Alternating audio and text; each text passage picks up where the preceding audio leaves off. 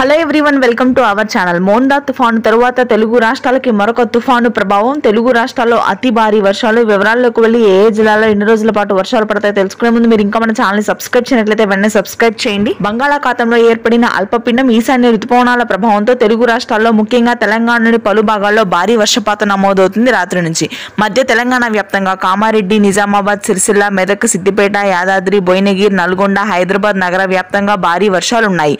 హైదరాబాద్ లో ముఖ్యంగా మియాపూర్, గాజుల రామారం, ఎల్బీ నగర్, వనస్థలిపురం, ఆదిబట్ల, నిజాంపేట్, శేర్లింగంపల్లి, గచ్చిబౌలి, లింగంపల్లి, ఆర్సీపురం ప్రాంతాల్లో భారీ నుంచి అతి భారీ వర్షపాతం నమోదవుతుంది. రానున్నటువంటి 2 రోజుల పాటు కూడా ఈ జిల్లాల్లో అత్యధికంగా వర్షాలు కురుస్తాయని వాతావరణ కేంద్రం హెచ్చరికలు జారీ చేసింది. నాగర్ కర్నూలు, నారాయణపేట్, గద్వాల్, నల్గొండ, సూర్యాపేట్, యాదాద్రి భాగాల్లో కూడా ఈ రోజు రాత్రికి భారీ నుంచి అతి భారీ వర్షపాతం నమోదవుతుంది. ఇక రాయలసీమ వ్యాప్తంగా భారీ వర్షాలుంటాయి. మోందా తుఫాను ప్రభావానికి గురైన ప్రాంతాల్లో అత్యధిక వర్షాలు మరొకసారి నమోదు కానున్నాయి. కడప, కర్నూలు, అనంతపురం వ్యాప్తంగా భారీ వర్షాలు.